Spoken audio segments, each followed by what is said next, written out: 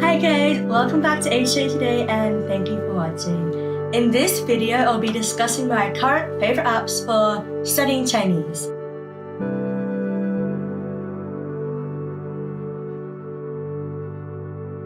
In the first category, it is dictionary kind of apps. If you're already studying Chinese, you probably already know the first one, which is Pleco. In my opinion, this is without a doubt the best Chinese learning app dictionary available. Pleco has so many different functions and features, and it doesn't require the internet. So you can search from English to Chinese and also Chinese to English without internet connection.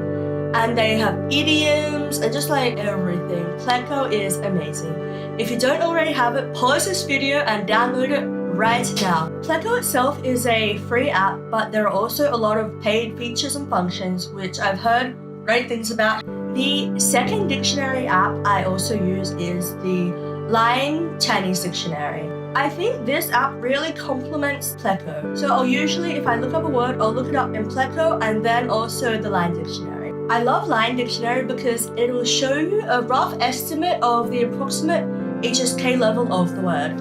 I find this really helps when finding new words, as you know whether it's really worth putting effort in to learn it or just see when it pops up again. When I was editing this video, I realized I forgot to mention that another great feature of the Line Dictionary is that it has the Chinese character stroke order and also an animation of how you should write it. So that's another great bonus. The downside to the Line Dictionary is that it does require internet access. So yeah, take that as you will. The third app, which I'm really loving, is a radio, audiobook, podcast kind of app. It's called Himalaya, and it has so much different content. I'm currently listening to 被讨厌的勇气. It's great. It's for native Chinese speakers, so the content will be at much faster speeds compared to the traditional Chinese learning material. However, if you're at that level, it's really good practice. There's just so much content, and it's usually either free or quite cheap.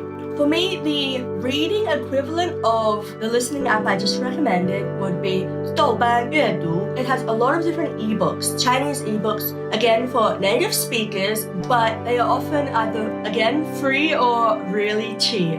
I'm currently reading 活着, and I did pay for it, but I think maybe like 10 RMB or something quite low, I really can't remember. With 豆瓣阅读, you can use it on your phone and also your whatever, laptop, desktop, whatever other device you have. So it's really useful, and again, so many different books. And when you're looking up on your phone, it's really easy to just copy words you don't know into said dictionaries, Pleco or Line Dictionary. So it just makes it very easy when reading, as opposed to reading a real book. When you find words you don't know, it's a lot more effort to look it up in the dictionary. I still do read real books though. And then for video content, I recently found out that you can actually watch CCTV 中央电视台 on YouTube. You can watch the live stream, which I didn't know before. So that's a really good resource if you're wanting to really listen to news kind of content, but you don't have access to CCTV on your actual TV. So just check out their YouTube channel and you can watch the live stream. For dramas and other content, there's also Netflix. They actually have a lot of Chinese shows right now, or more than they used to. So Netflix, Viki, and also Drama Fever. However, right now, I'm not really watching as many dramas. I'm more focusing on just listening and reading, as I feel like, for me, it's a better use of my time. Okay, so when I was editing this again, I realized that Drama Fever actually shut down in 2018. So please don't try to download Drama Fever.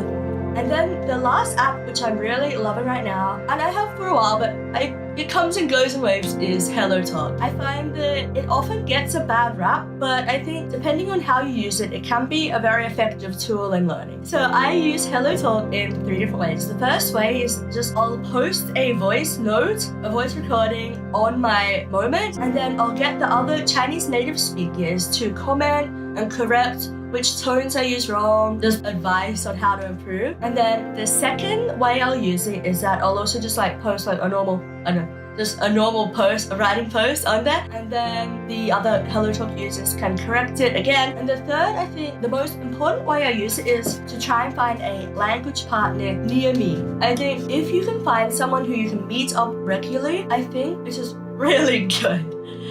For me, I find it a lot easier just meeting up in person and talking as opposed to online. But if you don't have access to anyone near you, online is still a really good way to practice. You can use the search function when looking for people, and you can just click near me and then just message them all, and hopefully you'll find a nice one. Also with Hello Talk, I only usually talk to other girls, as this just cuts out a lot of the creepiness. And I do have some other apps which I have also tried but I'm not currently using. I think if you're wanting to find a more learner-friendly Chinese reading app, you can use either Decipher or the Chairman's Bell. These both offer graded readers, so it's a lot more efficient, so that can be a much better option for reading.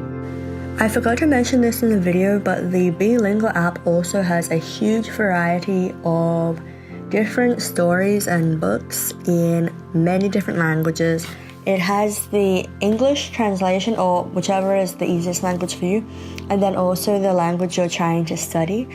And then it also has the audio, so you can listen along and read along. I think this is also a really great option. I also think that spaced repetition apps are really good, as you can revise all the vocabulary you're learning. So apps like Memrise, Quizlet, Anki, also Skritter. I did try Skritter at one point. These apps are really good just for revising the vocabulary. So that's all for now. Let me know below if you have any other favorite Chinese learning apps or just Chinese apps in general. So thank you for watching, and if you have any other comments, questions, just leave them below. Thank you.